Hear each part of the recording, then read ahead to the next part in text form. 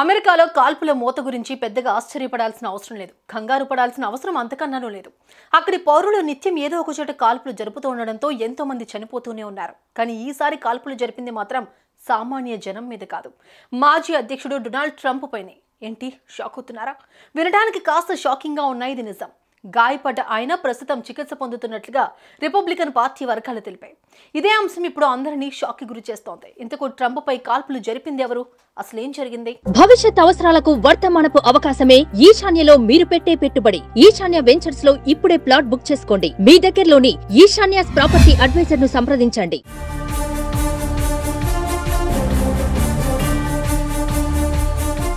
America అధ్యక్ష ఎన్నికలు నవంబర్లో జరగనున్న విషయం తెలిసిందే. అయితే రిపబ్లికన్ పార్టీ నుంచి డొనాల్డ్ ట్రంప్ పోటీలో ఉండగా, డెమోక్రటిక్ పార్టీ నుంచి ప్రస్తుత అధ్యక్షుడు జో బైడెన్ పోటీలో నిలవనున్నట్లుగా తెలుస్తోంది.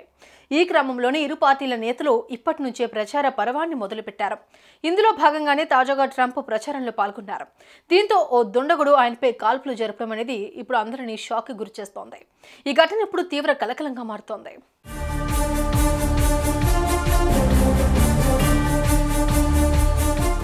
ఇక అసలు విషయానికి వస్తే, పెన్సిల్వేనియాలో తాజాగా డొనాల్డ్ ట్రంప్ ఎన్నికల ర్యాలీలో పాల్గొన్నారు.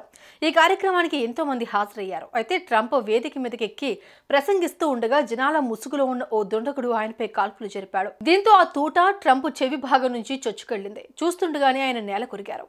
అప్రమత్తమైన భద్రతా సిబ్బంది వెంటనే ట్రంప్ ను చుట్టుముట్టారు. అనంతరం ఆయనను అంబులెన్స్ లో తరలించి చికిత్స అందిస్తున్నారు. ఈ కాల్పుల్లో ర్యాలీలో పాల్గొన్న ఓ యువకుడు మరణించగా, ఇద్దరు గాయపడ్డట్లుగా తెలుస్తోంది.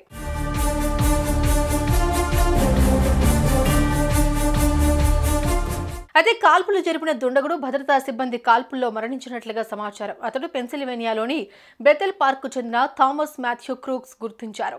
ఇక ట్రంప్ ఆరోగ్య పరిస్థితి ప్రస్తుతం మెరుగ్గానే ఉన్నట్లు రిపబ్లికన్ పార్టీ వర్గాలు తెలిపాయి. ఈ దాడిపై అధ్యక్షుడు బైడెన్ సైతం స్పందించి తీవ్రంగా ఖండించారు. అమెరికాలో హింసకు తావులేదని అన్నారు. ఇక ప్రధాని మోడీ సైతం ట్రంప్ పై జరిగిన దాడిని తీవ్రంగా ఖండిస్తూ ట్విట్టర్ వేదికగా స్పందించారు.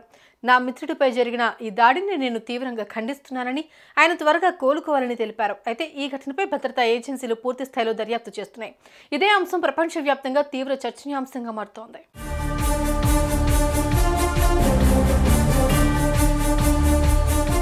చూశారుగా, అమెరికాలో గన్ కల్చర్ ఎంతటి దారుణ పరిస్థితులకు దారితీస్తుందో. చివరికి దేశాన్ని పాలించే నాయకులపై కూడా కాల్పులు జరిపేందుకు వెనుకాటం లేదంటే అక్కడ ఎలాంటి పరిస్థితులు ఉన్నాయో స్పష్టంగా అర్థమవుతోంది. మొత్తానికి ట్రంప్ పై జరిగిన దాడిని అందరూ తీవ్రంగా ఖండిస్తూ ఆయన త్వరగా కోలుకోవాలని ప్రార్థిస్తున్నారు. సుమన్ టీవీలో మీ పర్సనల్ అండ్ బిజినెస్ ప్రమోషన్స్ కోసం కింది నెంబర్ కి కాంటాక్ట్ చేయండి.